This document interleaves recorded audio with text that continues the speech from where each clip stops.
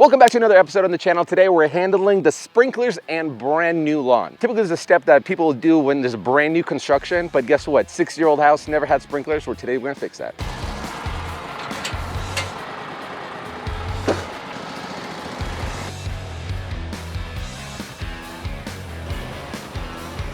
So we need to start digging a bunch of trenches to lay our sprinkler material down, all of our pipes, all that stuff.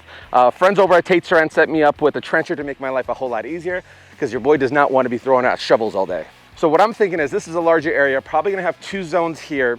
Move it on here because it's a smaller section. We'll do 1 zone there and then another zone for like a low drip system that'll go like under the decking. That part should be easy. And in terms of a layout, now, you gotta consider it to be the most efficient use of flow, right? So if you put everything on one single strand, flow gets diminished as further out you go. So what we're gonna do is we're gonna lay 3/4 inch pipe or thicker pipe down the middle and then create almost like an H grid. The H grid will break off into 1/2 inches, so we'll make it a lot more efficient use. It's kind of like the same thing in the house, right? Main line is like 3/4 and then all your faucets and everything is a 1/2 inch. Enough said, let's trench it up roughly around 10 inches because we're gonna add some fill soil anyway. Let's party.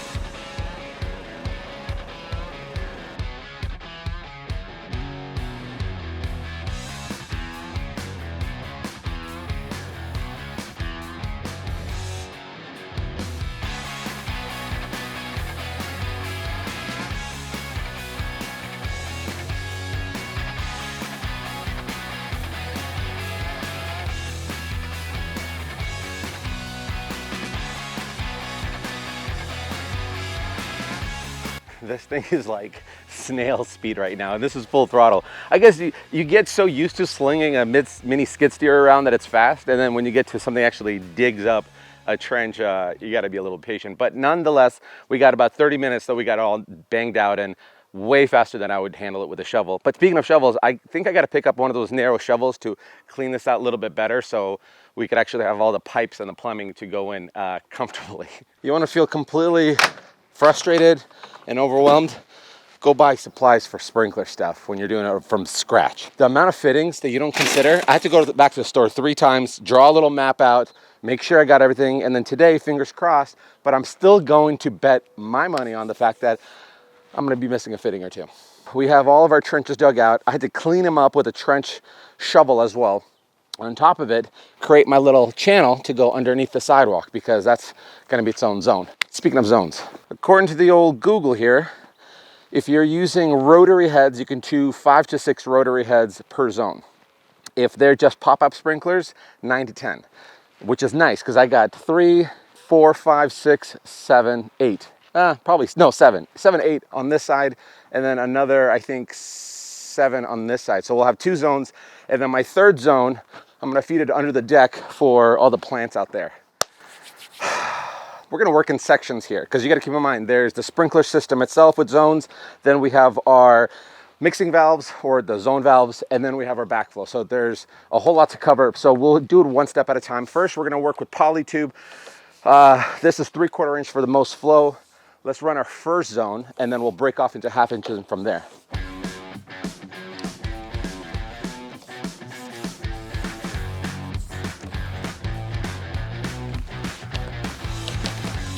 Okay, so you gotta straighten it out first so we're not just wasting material.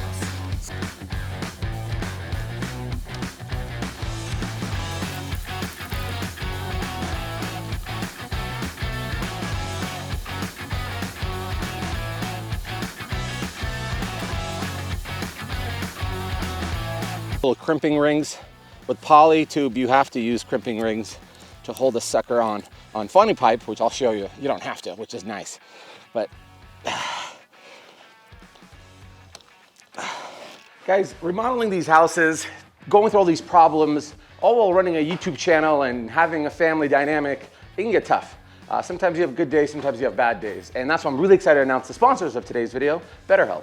Look, therapy used to be something that's very difficult to do. You had to find a recommendation from somebody that maybe used a therapist that liked them. You gotta take time off work, you gotta coordinate scheduling, get there, and really hope that you found somebody that actually understands what you're going through. With me, I might sound like a happy-go-lucky guy, but I have sunny days and I also have cloudy days that I don't know how to get out of. That's why it's extremely important to talk to somebody about your emotions and the thoughts that you're going through. Well, that's where BetterHelp comes in. They make it convenient to get you the help that you need. BetterHelp helps connect you to a licensed therapist who is there to help listen to you and give you unbiased advice. First, you go to the website, you can use my link, betterhelp.com/buildit. You can answer a few questions and BetterHelp will match you to a professional who has years of experience helping people with struggles just like you.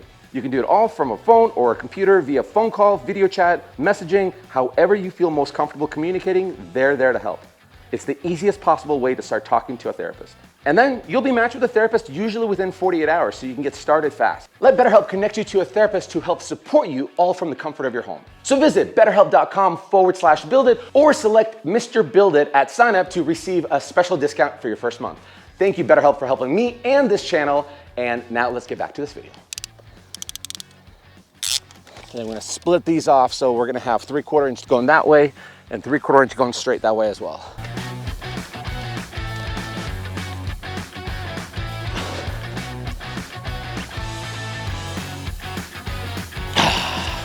There has to be an easier way.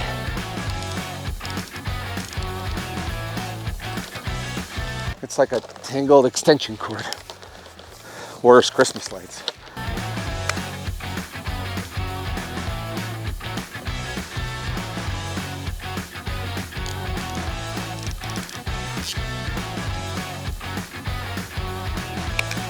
Last part of the first zone, we're gonna plug this one off so it doesn't go nowhere.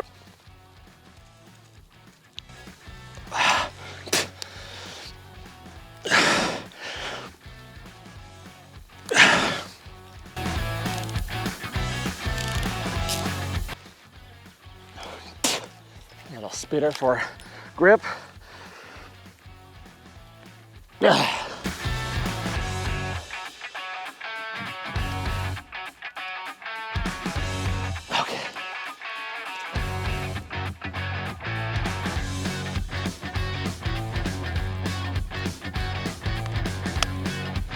So I made the stupid discovery right now that these are kind of threaded.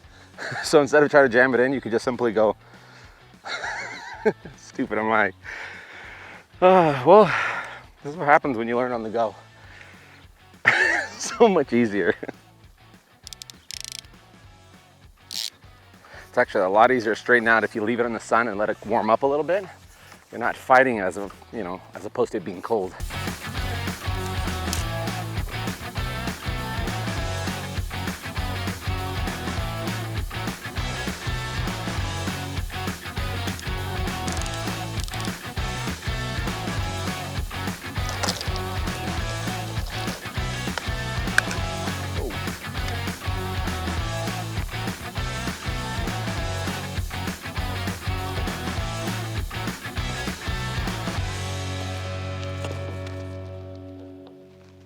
So, because we're going to transition from 3/4 pipe to 1/2 inch funny pipe, which you don't need a clamp, we're going to use these saddles. So this attaches on a 3/4 incher, you puncture a hole inside of it, and then the thread right here is a 1/2 inch, which most sprinkler heads, anything else, that's what they are rated for. I can't tell you guys enough how out of my place I feel. I've never done something like this before. I feel more comfortable explaining plumbing in a house, but plumbing for sprinklers, first time, and it's a little bit overwhelming just because something new, but courage and sweat, right?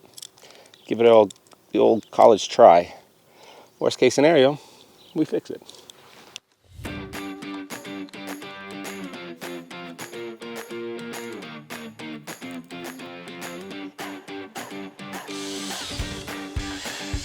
Good.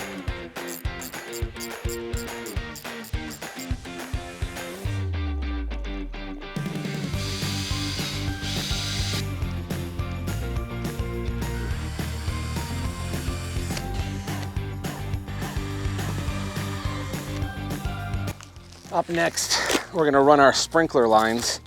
We got our main water lines. Now this is a sprinkler line. So this is, they call it flex pipe, I think official, but the street name for it is, I think, is funny pipe. I don't know what's funny about it, but what's cool about it is you don't use any clamps. You just push the sucker on, and if it goes on too tight, you can actually heat it up with like a little torch lightly, slap it on, and then it shrinks into place. Nice tight seal.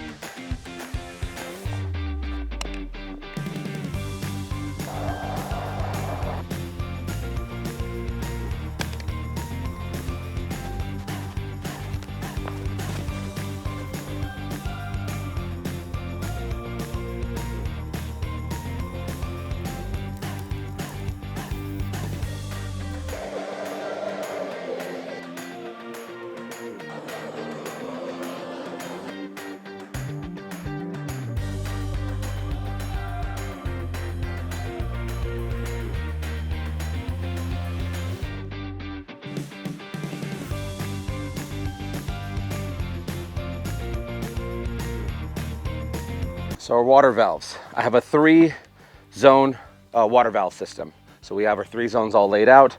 We're gonna put it into the ground, and we're gonna need to cut a hole or dig a hole out that's gonna fit this box that'll cover it.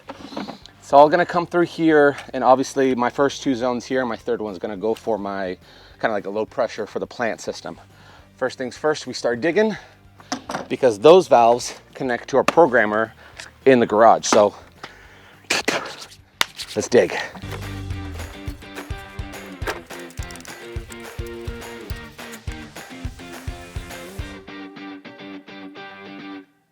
Well, I'm a complete idiot. I primed the outside of this PVC, not the inside of it. Stupid.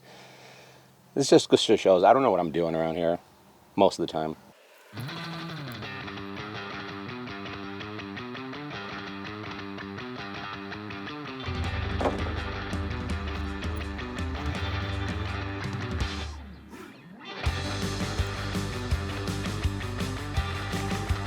This is where we start wrestling with this thing. So I got all my fittings on. This is the slip-on for 3/4 for each zone. Crimp them all in place. And that explanation is the easy part. Now you just gotta wrestle with it.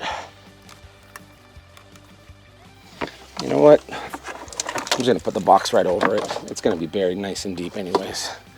Make my life so much easier.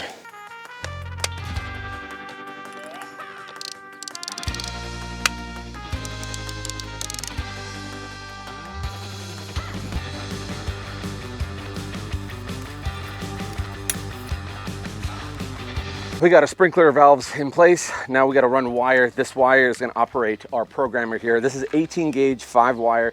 You can do 16 gauge if you want. This is low voltage stuff. So what we're going to try to do is, this is 250 feet of it. It's like $80. Annoying. But we're going to run it all the way across and try to get it into the garage where this puppy will sit. And how we're going to do that, I have no idea under this deck.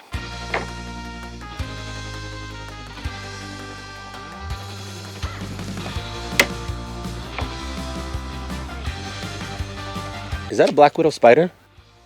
That's freaking terrifying. I was gonna put my hand in there. I gotta get rid of this thing. Well, it was a black widow spider. Now it's just a dead spider. And I don't care if you guys are Save the Spiders Foundation. I'm not messing around with that thing.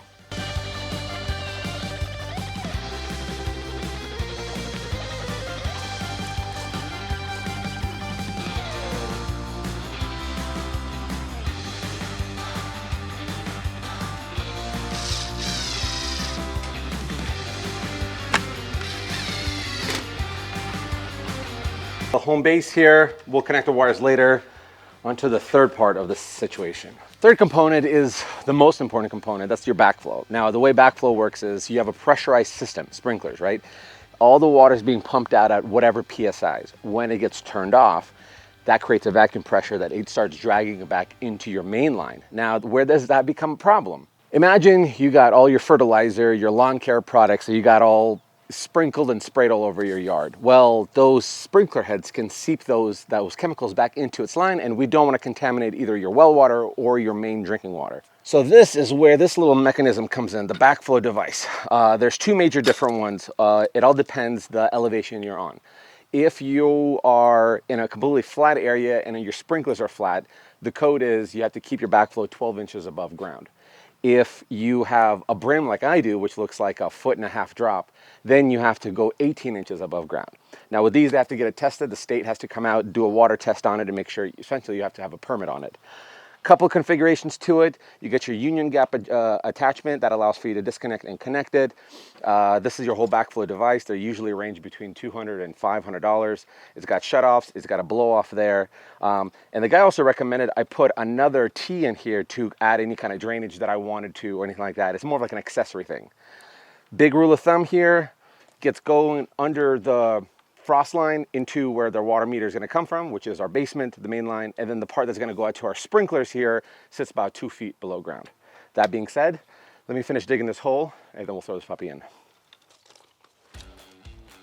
18 inches, right on the money. All right, let's start assembling this mama jumbo here. We're going to do Teflon tape around this thread, and then on the female adapter we're going to put a joint compound so we just double up on everything. Make sure this thing is air and watertight.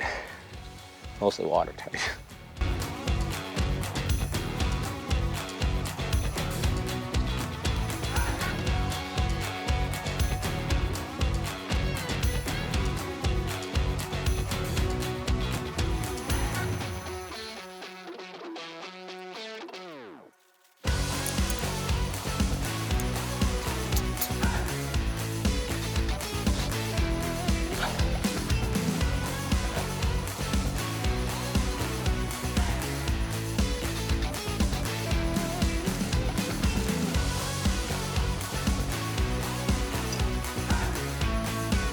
Finishing attachment is a transition to PVC from galvanized, because we don't need to be running metal through the ground when we don't have to.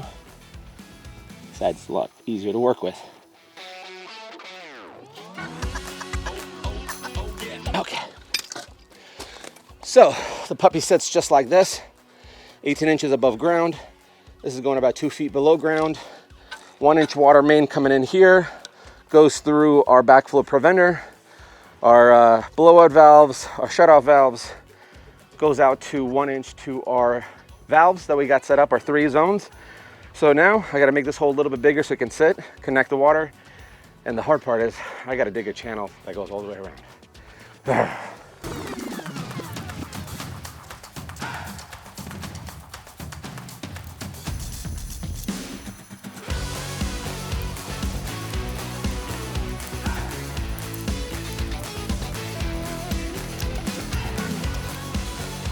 We got ourselves a solid trench, got our backflow in. It's sitting about like 20 inches, so we're just 2 inches over what the minimum requirement is, so we're golden there.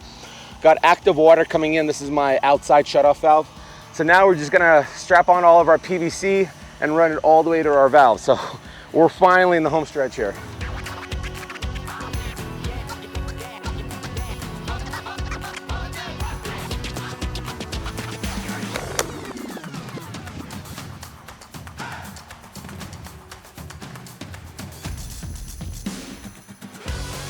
Per our instructions, 3 zones, each wire goes to 1 zone. To make it easier, I think we're going to keep it patriotic, red, white, and blue here.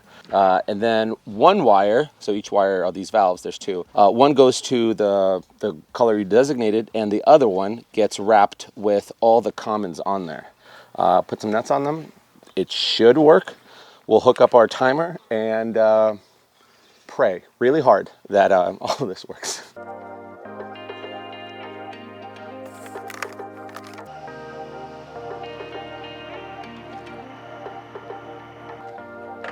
All right, fingers crossed. Here we go. We got water. Oh, we got water. Woo. We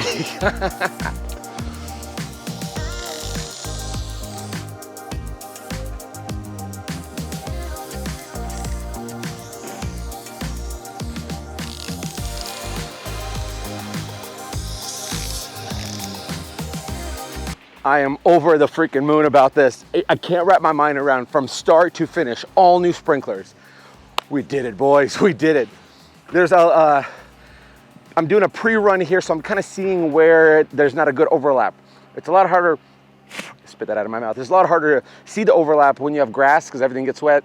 Here you have dry spots, so I'm seeing a dry spot here, so I'm thinking of putting a sprinkler head there that'll kind of be able to shoot like 3/4 of the degrees around.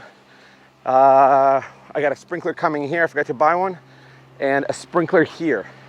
If we get all of that, I think we should be able to have all full coverage, and the grass that's gonna be coming in, it's gonna look picture perfect. Now let's get our topsoil. Today is gonna be a miserable day. The exciting part is Tate hooked me up with a brand new Vermeer that I get to demo, and that's the fun part.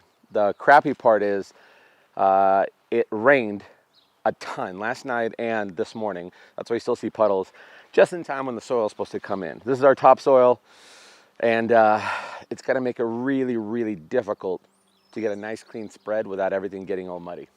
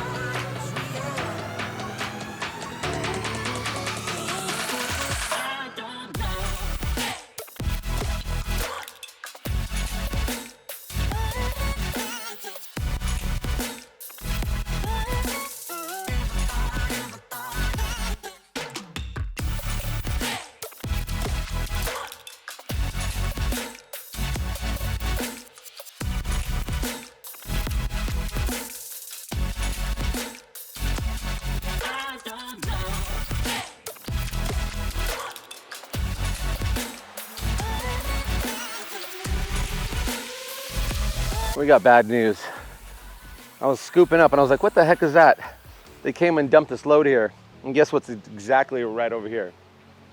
Freaking water meter. So they knocked out the plate off of it, and I'm assuming the tunnel that's like 40 inches deep, where the water meter goes, it's just buried. Another speed bump that we have to fix.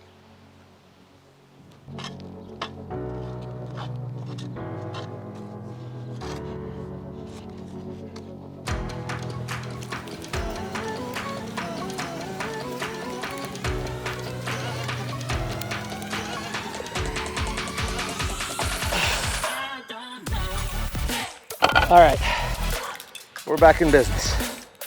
Rescue water meter operation done.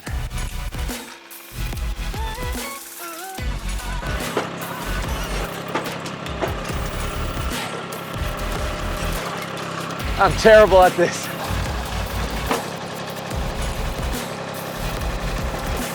There we go. So what we have here is a cultivator. What the cultivator does is uses this little rolling drum to push down all the big stuff and bring up all the light stuff to create almost like a buttery, smooth surface on top for new sod. And the thing behind here is a tiller, so in case you have rough ground, which in our situation we don't because it rained and it's all soft, you'd break it up and then you use the cultivator. Got that attachment at Tate's as well, so you'll be able to bang all this out together. Never used one, and it sounds like you need a little finesse with it, and we're about to find out. And I don't think it's gonna turn out so pretty with all this more rain coming in, but we're gonna work with what we got. Let's party.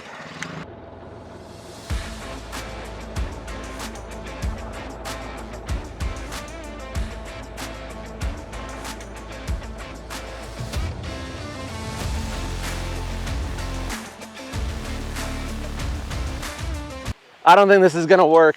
It's way too wet, so it's just picking up whatever is there. That's ideally meant for whenever you have dry dirt or soil that it can do that. It doesn't do that here, so we're kind of screwed on this. We're gonna call it a day because of this rain coming in. Hopefully it's gonna dry in the morning and I can just use a rake to lightly place it in where it needs to be and eyeball it. It won't be picture perfect. It's not gonna be a putting green, but it'll definitely have some character.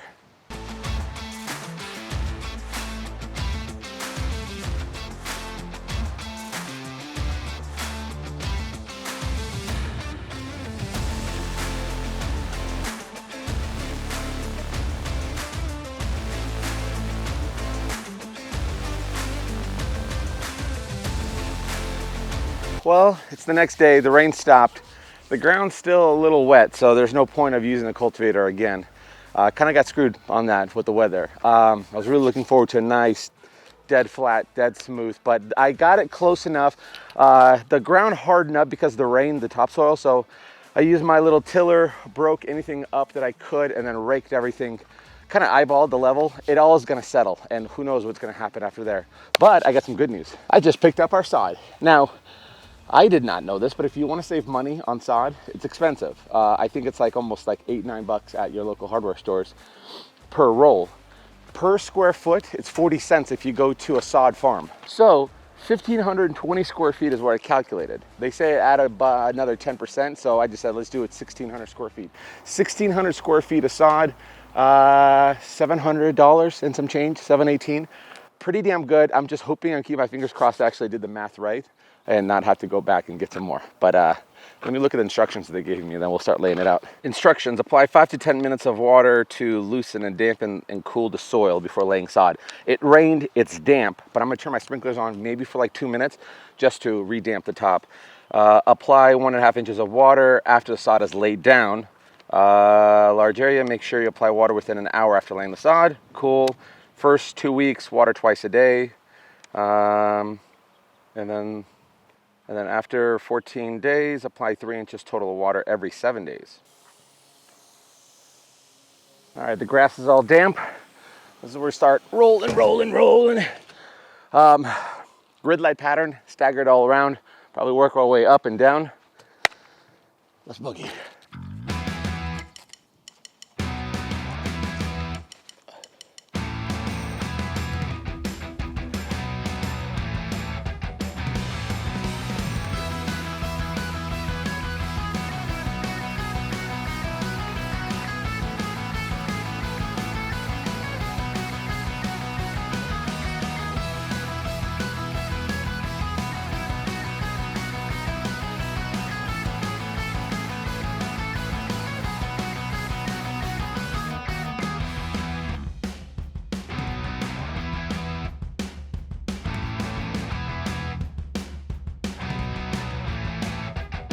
Okay, it's about 2 hours to do this section. So what is that, roughly 700 square feet?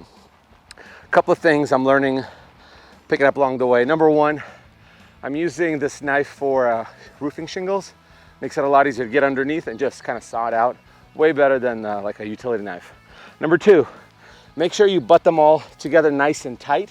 Don't leave gaps. And what that means is when you set this side and this side here, you want to tuck these in together so the roots grow across. Speaking of roots, unroll really nicely the last section that's rolled up. Again, the more you unroll it, the higher chance it will bind to the next root. And what's number three? Oh, number three. These are not cut at the farms perfect, right? So it's not like, I don't know, what is this, like 1.5 feet, 2 feet? It's not dead center. It kind of wiggles like this. So you really got to stretch it to make sure all the seams are nice and tight as you're doing your little snake pattern across. But other than that, a little bit of sweat equity and some courage and sweat, we got to tight back.